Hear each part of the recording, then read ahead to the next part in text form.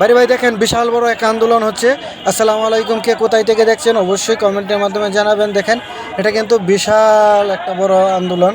এখানে Italian visa অ্যাপয়েন্টমেন্টের জন্য মোটা অঙ্কের টাকা দিতে হয়, তাই তারা আন্দোলন করছে। আসলে এটা খুব স্বাভাবিক।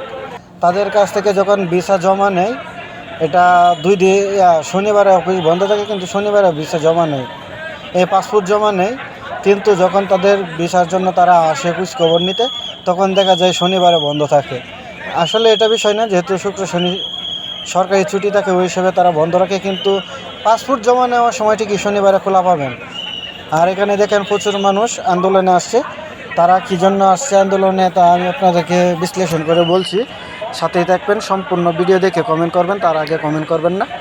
আর এখানে বিষয়টা হলো, আপনি যদি ইতালি যেতে চান তাহলে অবশ্যই আপনাকে অ্যাপ্লাই করতে হবে। আর অ্যাপয়েন্টমেন্টের জন্য এখানে মোটা অঙ্কের টাকা নিচ্ছে। অনেকে বলবেন মোটা অঙ্কের টাকা কীরকম নিচ্ছে।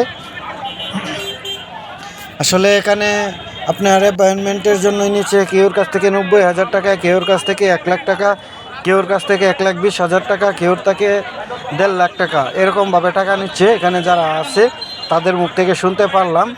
আসলে এই বিষয়গুলো খুব কষ্টের বিষয়, খুব দুঃখের বিষয়। আসলে এখানে অনেকেই গরিব, যারা প্রবাসে যাইতেছে তারা কিন্তু একবারে ধনী থাকলে প্রবাসে যাবে না।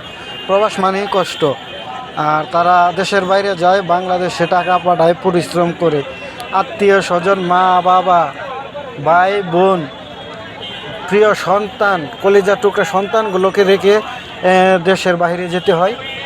একজন লোক কোনো দুর্ঘটনা ঘটলেও তারা দেখতে আসতে পারে না, কারণ অনেক দূরে থাকে। আর তাদের দেখেন যেতে কত হয়রানি হচ্ছে। আসলে সব এম্বাসিতে এরকম হয়, মোটামুটি কম বেশি। আমাদের বাংলাদেশে সব এম্বাসিতে মোটামুটি হয়। আর কিছু কিছু এম্বাসি আছে কাজ কাম ভালো।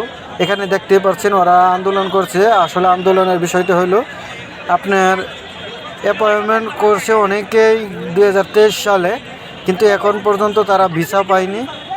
অনেক দিন তাদেরকে ওয়েট করাইছে, 1-1.5 বছর ওয়েট করার পরেও তারা ভিসা পায়নি। কিন্তু তাদের কাছ থেকে টিকি নিয়েছে অ্যাপয়েন্টমেন্টের জন্য, অনেকের কাছ থেকে মোটা অঙ্কের টাকা নিয়েছে, কিন্তু তাদের টাকাও ফেরত দিচ্ছেন না, এখন পাসপোর্টও ফেরত দিচ্ছে না।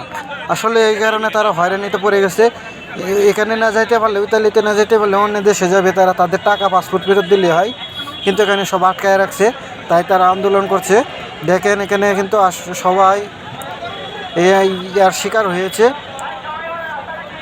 সবাই দোয়া করবেন তাদের জন্য, তাদের আন্দোলন যেন সফল হয়। আমরা দোয়া করি তাদের আন্দোলন যেন সফল হয়, তাদের দাবি দাবা যেন মেনে নেয়। আর কে কোথায় থেকে ভিডিওটি দেখছেন অবশ্যই কমেন্টে বলে দেবেন। এটা হলো গুলশানে কে, আর আমি ঢাকায় থাকি। আপনারা কোথায় থেকে দেখছেন অবশ্যই কমেন্ট